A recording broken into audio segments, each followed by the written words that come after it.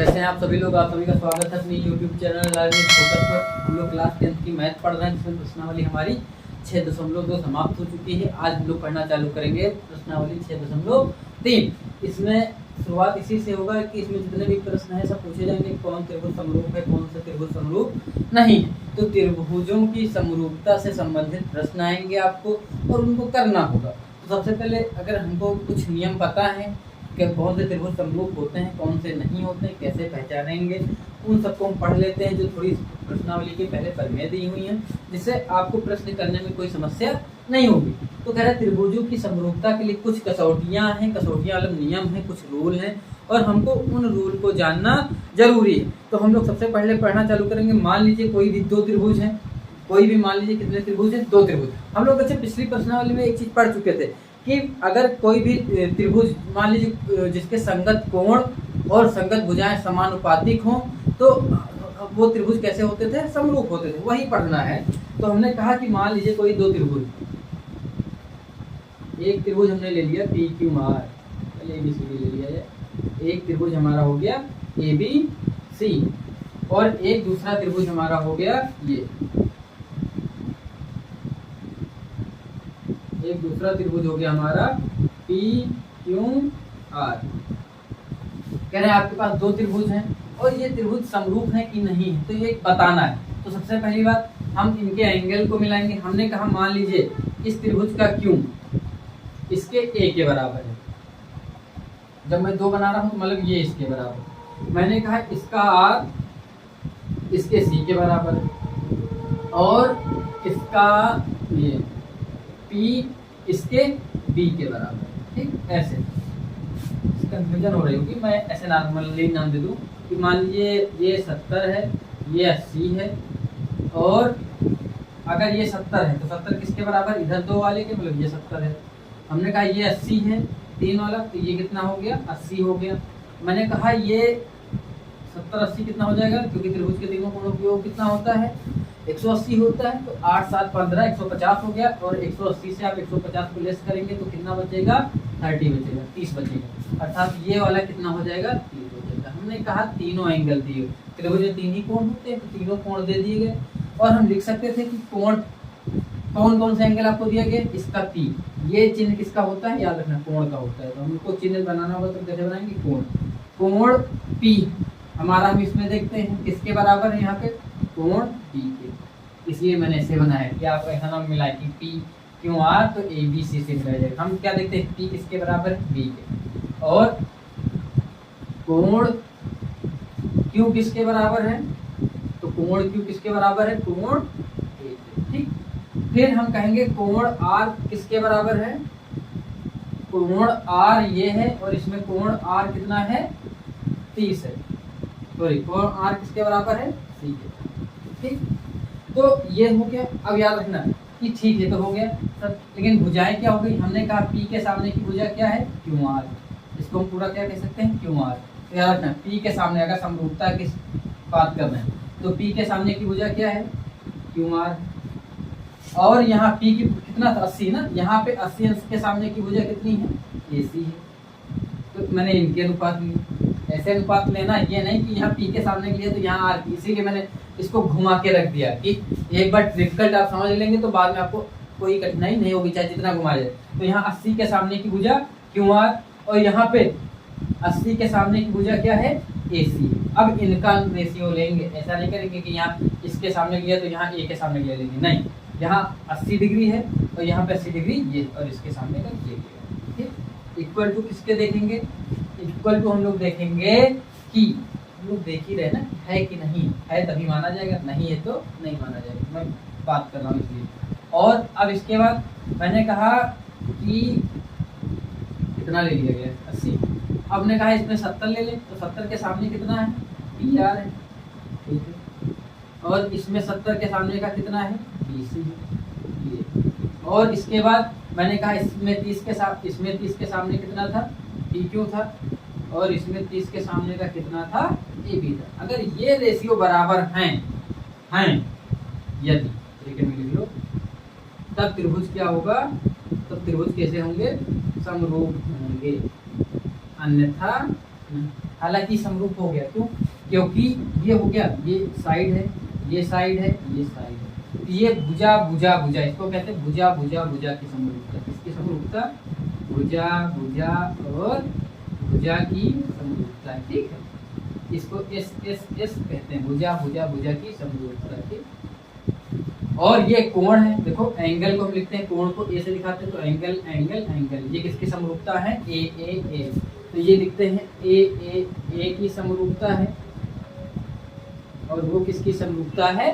भुजा भुजा भुजा की समरूपता है, ठीक है। तो जब कोण पहले से ही बराबर, कोई एक चीज दिखा लेते हैं, अगर ये कोण हमने देख लिए बराबर थे समरूप, तो हम कहेंगे कोण की समरूपता से ये दोनों त्रिभुज कैसे होंगे? समरूप होंगे।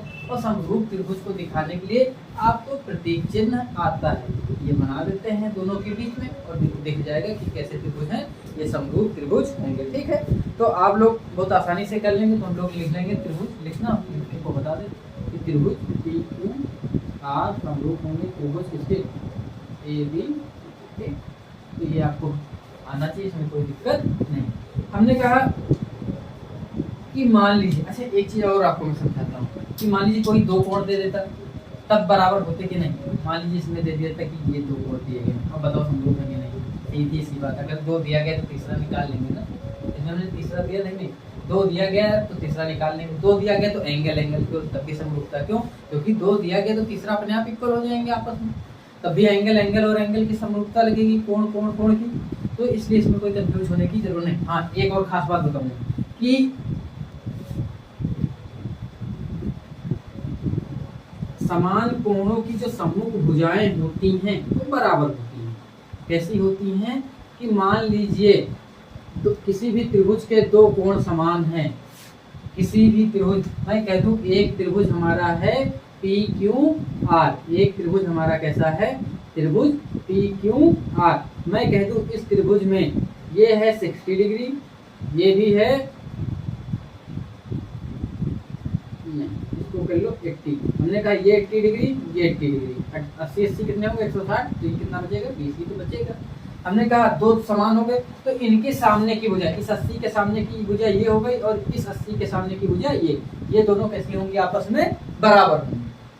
तो इसका उल्टा नियम, सम्मुख भुजाओं के सामने के कोण कैसे होंगे? बराबर होंगे। अगर कोण ना दिया जाता, हम कहते हैं ये दोनों भुजाएं आपस में बराबर हैं, 10 सेंटीमीटर 10 सेंटीमीटर है, तो इनके आमने सामने के कोण भी कैसे होंगे? बराबर होंगे। तो दोनों नियम याद रखिए कि यदि दो कोण बराबर हैं तो दोनों के सामने की भुजाएं बराबर होंगी, यदि दो भुजाएं बराबर हैं तो दोनों के कोण, सामने के जो कोण हैं वो कैसे होंगे? बराबर होंगे। और दो कोण दिए हुए तो तीसरा अपने आप बाद में निकाल लेंगे जितना दिया हुआ। तो ये नियम आप लोग हमेशा याद रखेंगे। और याद रखना कि किसी भी त्रिभुज में 3 ही कोण होते हैं। अगर 3 कोण हैं तो जो सबसे बड़ा कोण होगा तो बड़े कोण की सामने की भुजा सबसे बड़ी होगी, फिर उससे जो छोटा होगा वो उससे छोटा होगा, जो सबसे छोटा कोण होगा उसकी सामने की भुजा सबसे छोटी होगी। मैं फिर से उदाहरण देता हूँ, मैंने वही मान लिया 80 है, 70 डिग्री है, 8 7 15, ये बचा 30 डिग्री। तो इसमें सबसे बड़ा कोण कौन सा? 80। तो 80 के सामने की भुजा ये वाली सबसे बड़ी होगी, ठीक है। फिर ये 70 उससे छोटा है तो ये बीच का हो जाएगा, और ये 30 सबसे छोटा तो सबसे छोटी भुजा होगी। ये कैसी होगी? सबसे छोटी भुजा होगी, ठीक है। तो जो सबसे बड़ा कोण होगा उसके सामने की भुजा सबसे बड़ी होगी। तो ये आप लोग याद रखेंगे। फिर एक समरूपता का और नियम मैं बता दूं कि किसी भी त्रिभुज में अगर समरूप त्रिभुज हैं तो उनकी भुजाओं के अनुपात कैसे होते हैं? बराबर होते हैं। कोई भी त्रिभुज क्या है? अगर समरूप हैं तो उनकी भुजा, दो त्रिभुज समरूप हैं तो उनकी भुजाओं के अनुपात कैसे होंगे? बराबर होंगे, ठीक है। दो त्रिभुज समरूप हैं तो उनके भुजाओं के अनुपात बराबर होंगे। तो आपने इसको भी पढ़ लिया, तो इसमें कोई कंफ्यूजन नहीं होगी। तो इसके बाद समरूप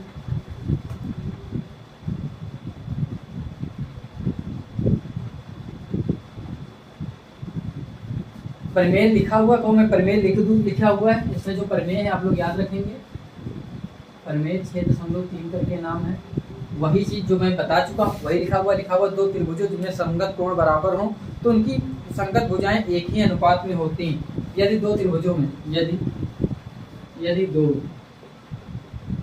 त्रिभुजों में बता सब चुका हूँ, दो त्रिभुजों में संगत कोण बराबर हों, संगत कोण बराबर हों तो संगत भुजाएं, संगत भुजाएं समान अनुपात में होती, समान अनुपात मतलब समानुपाती होती थी, समानुपाती होती। तो आप लोग ये प्रमेय याद रखेंगे, कोई दिक्कत नहीं होनी चाहिए आपको। और इसके बाद एक प्रमेय इसमें लिखा हुआ कि यदि किसी भी त्रिभुज के दो कोण, किसी दो त्रिभुज के क्या हों, आपस के दो त्रिभुज मतलब किसी एक त्रिभुज के दो कोण अन्य वाले त्रिभुज के दो कोणों के बराबर हों, तब भी कैसे होंगे, समरूप होंगे। और हमने देख लिया क्यों, क्योंकि तीसरा परिणाम बराबर निकल आएगा और हम तीनों कोण एंगल एंगल एंगल मतलब ए की समरूपता लगाएंगे और वो कैसा हो जाएगा, समरूप होगा। और इसके बाद आप लोग जो है ये भी याद कर सकते हैं कि किसी भी दो त्रिभुजों में एक त्रिभुज की भुजा दूसरे त्रिभुज की भुजा के समानुपाती, उल्टा कि अगर भुजाएं समानुपाती, अगले में कह दिया गया कि यदि किसी भी दो त्रिभुज की भुजाएं समानुपात में हो तो उनके जो कोण है वो भी कैसे होंगे, समानुपात में होंगे। ठीक है, और हम कह सकते हैं इसलिए वो दोनों त्रिभुज कैसे होंगे, समरूप होंगे। ठीक, तो ये आपको याद होना चाहिए। अब हम लोग प्रश्नावली को चालू करते हैं। हमारी प्रश्नावली है ये, हम लोग प्रश्नावली की ओर प्रस्थान करें। प्रश्नावली 6.3 में आपको फिगर मैं बना देता हूँ लगातार, और जब मैं मिटा के फिगर सारे बना दूंगा जिससे एक साथ करा दूं, आपको कोई समस्या नहीं होगी। तो हम लोगों ने आपके सामने प्रश्न लिख दिया है कि ये सारे त्रिभुज दिए हुए हैं और इनमें आपको बताना है कौन से दो त्रिभुज जो है आपस में समरूप हैं और कौन से दो त्रिभुज आपस में समरूप नहीं हैं। तो मैंने आपके लिए ये प्रश्न लिख दिए हैं, ये 5वां है और ये आपका 6वां है। तो देखिए ये 1 हो गया, 2 हो गए, 3 हो गए, 4 हो गया, ये 5 हो गया और ये 6। तो कह रहे कैसे समरूप, हमने समरूप की कसौटियां भी पढ़ ली, एंगल से भी देख सकते हैं, भुजा से भी देख सकते हैं। तो हमने यहाँ पे एंगल को देखना चालू किया, कोण, तो मैं ए का कोण देखता हूँ 60, यहाँ पे पी का कोण कितना देखता हूँ 60, बी का 80, यहाँ क्यू का 80 और ये कितना 40। तो मैं लिख सकता था कितना, कोण ए बराबर कोण किसके, पी के, और कोण बी बराबर कोण क्यू के, और कोण सी बराबर कोण आर के। तो ए और ए की कसौटी से ना, कसौटी से कैसे होंगे, समरूप है, समरूप आराम से कर लेंगे, कोई दिक्कत नहीं। इसमें कोण तो नहीं दिया गया तो हम देखते भुजा दी गई, तो चलो भुजा का अनुपात देख लेते, कोई भी भुजाओं का अनुपात लेंगे त्रिभुज। हमने कहा यहाँ पे 2 लिया तो 2 के साथ 6 वजह नहीं आ रही, देखो तो यहाँ पे 5, तो हमने कहा ये नहीं, हमने 2 के साथ देखा 4 को बन रहा, कैसे बन रहा देखो, हमने कहा 2 के नीचे 4 लाएंगे तो 2/4 हो गया। फिर हमने देखा कि 2.5 के नीचे 5 लाएं, 2.5 दूना 5 हो गया देखो। और फिर हम ले आए, पहले साल करके लिख देने, यहाँ पे 2/4 काटा, 1/2 आ गया। फिर 2.5/5 किया, काटा पीटा कितना आ गया, 1/2 आ गया। फिर कितना बचा, 3 और 6 बचा, इनका रेशियो ले लिया और ये भी कितने आए, 1/2। तो हमने देखा कि इनकी रेशियो के अनुपात कितने आ रहे हैं, 1/2 समान अनुपात में आ रहा, और समान अनुपात में है अर्थात ये भी कैसा होगा, समरूप होगा। कैसा होगा, समरूप होगा। लिख लेना, नहीं कहना सब कैसे हो गया। ये ए बी लिया था, यहाँ क्यू आर लिया था, तो हम ऐसे लिखेंगे AB/QR इक्वल टू कितना, फिर क्या लिया था, BC/PR, BC/PR, इसीलिए कहते हैं ना, ये थोड़ा सा आप लोग को ध्यान देना होगा। फिर क्या लिया था, AC लिया था, और AC के बटे में क्या लिया था, PQ, AC/PQ। ठीक, और फिर हम लोग ने देखा कि ये आपस में अनुपात बराबर है, कितना आ रहा है, इसलिए कैसे त्रिभुज होंगे, समान अनुपात में है, इसलिए हम कहेंगे समरूप त्रिभुज हैं।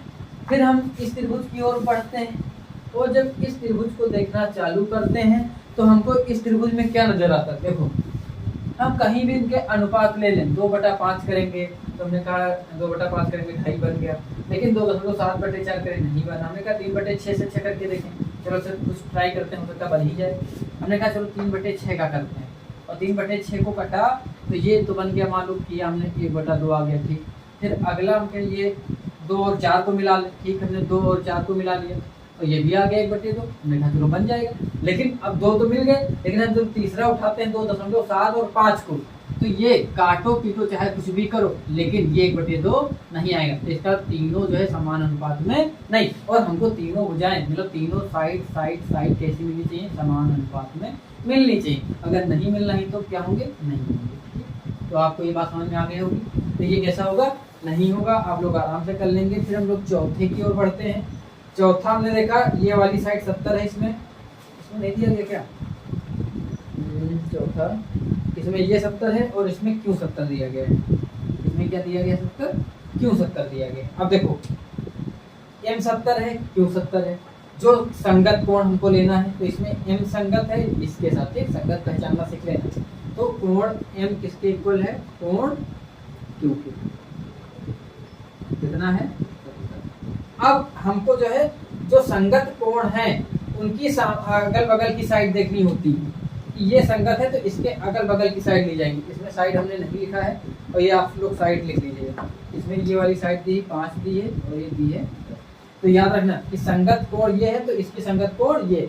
अब ये दोनों रेशियो हम देख सकते हैं कि संगत कोणों के भुजाएं कैसी हैं, अनुपात में है कि नहीं है। तो याद रखना संगत कोण, संगत कोण में हमने लिया 2.5 और ये कितना है 5। हमने कहा ये 2.5 था, इसका ये कितना था 5, हमने कहा 2.5 बटे कितना कर लिया 5 और इसका 5 तो काटा पीटा, काट के कितना आया 1/2। हमने कहा इसमें देखते हैं ये कितनी है 5 और ये कितना था 10, 5/10 कराया कितना 1/2। तो सर पहले तो इसमें हमने देखा था कि तीनों भुजाएं बराबर करें, इसमें तो 2 से आप कह रहे हैं कि समरूप हो जाएगी। देखो अच्छा हमने कहा था समान कोणों के सामने की भुजाएं कैसी होती समान, तो ये 70 है यहाँ पे, बाकी 2 बराबर थी रेशियो में, तो ये भी ये कितनी भी बनाए लेकिन अगर कोण समान है तो भुजा भी कैसी होगी समान अनुपात में होगी। क्यों, क्योंकि कोण समान तो भुजा भी कैसी होगी समान अनुपात में। कोण अगर समान होते हैं तो सम्मुख भुजाएं समान अनुपात में होती हैं, याद रखिएगा। तो इसका मतलब इनका भी रेशियो कैसा आएगा, जो भी आएगा वो समान ही होगा। इसलिए हम कह देते हैं कि ये क्या है कि जो है समरूप होंगे। कैसे होंगे, समरूप होंगे। कैसे होंगे, समरूप होंगे। ठीक, तो ये आपको बात समझ में आ गई। फिर आपको पांचवा अपने मन से करना है। अच्छा बता देने के इसमें एक साइड दी गई थी, दोनों दी गई, एक 2.5 दिया गया है और 80 2.5 दिया गया है, ये दे दिया गया है और इसमें ये 80 डिग्री है, ये दिया गया 6, ये दिया गया 5। कह रहा इसमें निकालो, तो इसमें संगत कोण ए है 80 और इसमें एफ है, तो एफ की दोनों साइड लोगे 5 और 6 लोगे।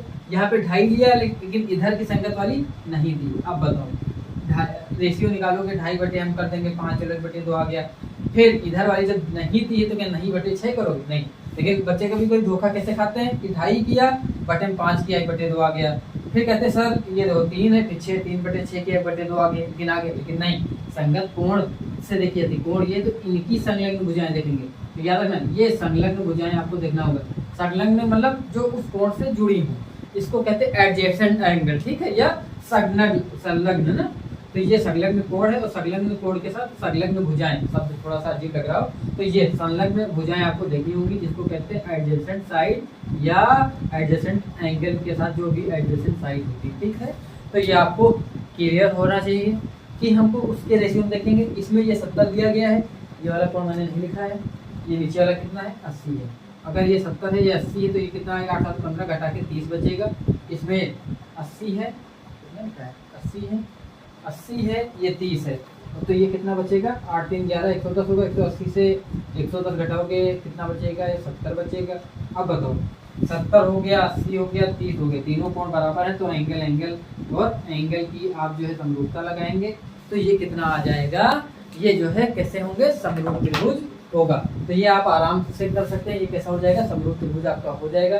तो मैं इसको मिटा देता हूँ और इसके बाद जब मैं इसको मिटाऊंगा तो अगले प्रश्न को कराना चालू कराता हूँ। ठीक है, अगला प्रश्न है आपका कि आकृति 6.35 में क्या दिया हुआ है, त्रिभुज ओडीसी त्रिभुज, ये देखो आकृति है 6.35, इसमें त्रिभुज कह रहा ओडीसी, त्रिभुज ओडीसी समरूप है त्रिभुज किसके, ओ बी ए के क्या है समरूप है। तो ज्ञात करना है बीओसी निकालना है, क्या निकालना है बीओसी निकालना है। ये बीओसी दिया गया है, बीओसी कितना दिया गया है 125 और सी डी को दे दिया गया 70। तो ये बाकी वाले एंगल निकालने हैं, बाकी कौन सा डीओसी निकालना है, डीओसी का मतलब ये वाला एंगल निकालना है आपको। फिर डीसीओ निकालना है, डीसीओ ये वाला एंगल निकालना है। और फिर क्या निकालना है, ओ ए बी निकालना है। फिर क्या निकालना है, ओ ए बी, ये वाला निकालना है। ठीक है, हम इन तीनों एंगल को निकालना चालू करेंगे। तो देखो सबसे पहली बात इसमें क्या दे दिया गया कि ये कैसे हैं, त्रिभुज समरूप त्रिभुज है।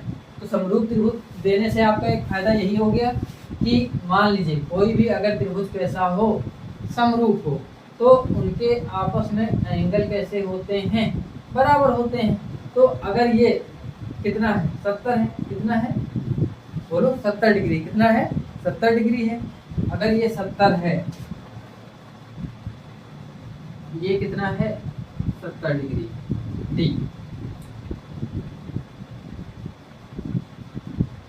और ये 125 है। हम लोग क्या करेंगे, मान लीजिए ये और ये मिला के टोटल कितना होना चाहिए था, 180 होना चाहिए। कितना होना चाहिए, 180। क्यों, अच्छा एक तरीका और था आपके पास, आपने पढ़ा होगा कि किसी भी त्रिभुज, बहुत सारे तरीके थे। मान लीजिए कोई भी एक त्रिभुज हमने बनाया, ये सीखिएगा, हम इसको बढ़ाते चले गए आगे ऐसे, है ना। अगर हम इसको आगे बढ़ा दें, क्या कर दें, आगे बढ़ाते चले जाएं, और बढ़ाने के बाद हम लोग क्या करें कि इसको हमने बढ़ा दिया, और बढ़ाने के बाद ये बाह्य एंगल हो गया हमारा, बाह्य एंगल। ये क्या होता है, सम्मुख जो अंदर वाले कोण होते हैं, मान लीजिए θ1 है और θ2 है, तो इन दोनों के जोड़ के बराबर होता है θ1 + θ2। कितने के बराबर होगा, जो भी बाहर, मान लीजिए 100 है तो कितना होगा, 100 होगा, ये जितना भी हो। तो हमको उससे डजन मैटर नहीं रखता। हमने कहा ये एक हमारा त्रिभुज था, ये देखो ये कैसा था त्रिभुज। इस त्रिभुज में ये वाली भुजा हम बढ़ाते चले गए बाहर, और ये इतनी बढ़ाई, हमने कहा ये हमारा जितना भी होता, तो ये बाहरी कोण क्या होता, इनके अंदर वाले के जोड़ के बराबर होना चाहिए था। तो हम कह सकते थे कि 70 प्लस इस वाले एंगल को जोड़ते BCO को, तो लिख सकते थे 70, ऐसे करा दे जल्दी से ना, लिख सकते थे ODC, या हाँ कैसे लिखा गया, ODC ना, या CDO लिखा गया, CDO लिख सकते थे, CDO। तो याद रखना कि जो भी एंगल पूछा जाता है उसको बीच में रखा, जो डी में बीच में रखा है, कहाँ पे रखा, आप लोग ODC भी लिख सकते थे, CDO भी लिख सकते थे। याद रखना कि ये बीच में आना चाहिए, डी कहाँ आना चाहिए, बीच में, क्यों, क्योंकि बी की जगह पे 70 है।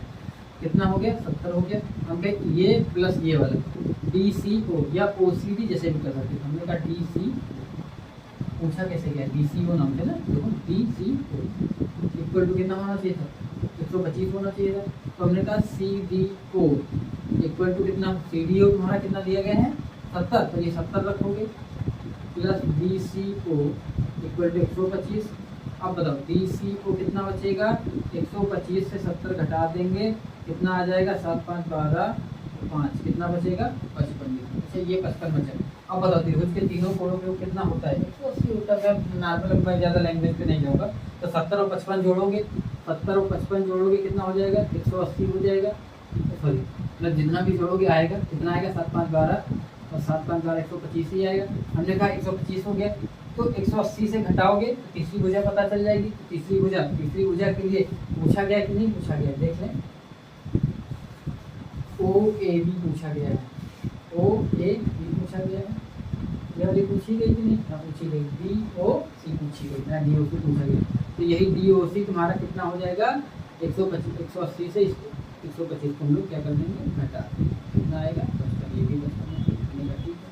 अब हमको बात तो समझ में आ गई कि ये कितना हो गया है, 55 हो गया। अच्छा कह रहा कि ये अगर समरूप त्रिभुज है, कैसे त्रिभुज हैं, समरूप त्रिभुज है।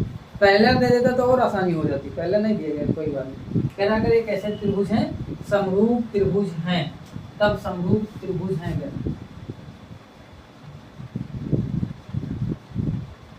कैसे त्रिभुज हैं, समरूप त्रिभुज हैं। तो समरूप त्रिभुज के एंगल आपस में कैसे होते हैं, बराबर होते हैं। कैसे होते हैं, बराबर होते हैं। आप उस तरीके से भी कर सकते थे, हमने कहा वो हटाओ, ये 125 है, ये कितना बचेगा, 55 बचेगा। कितना बचेगा, ये हमारा बचेगा 55 बचेगा। अगर ये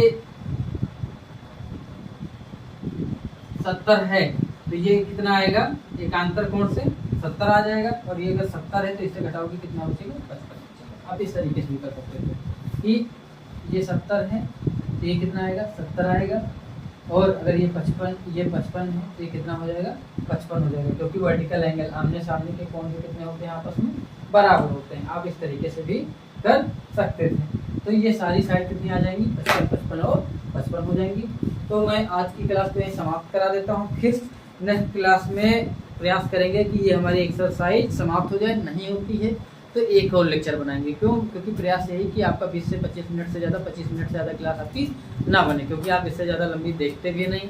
मैं केवल आपसे इतनी अपेक्षा करता हूँ कि आप क्लास को पूरी वीडियो को पूरा देखिए, और जो नहीं समझ में आ रहा है वो ज़रूर बताइए कि ये सर यहाँ पे दिक्कत हो रही है, हम उसको जो है अगले वीडियो में समझाने का प्रयास करेंगे। और मानवीय त्रुटि से मान लीजिए बोलते समय कहते समय सोच क्या रहते निकला क्या, तो आप लोग, मैं आशा करता हूँ आप लोग उसको जरूर नज़रअंदाज करेंगे। बाकी अपनी बेहतर ढंग से पढ़ाई करते रहेंगे। हमारी शुभकामनाएं आपके साथ हैं कि आप जो है क्लास 10th में अच्छे से अच्छे मार्क को प्राप्त करें। तो इसी शुभकामनाओं के साथ आज की शुभ रात्रि, फिर मिलेंगे नेक्स्ट क्लास में।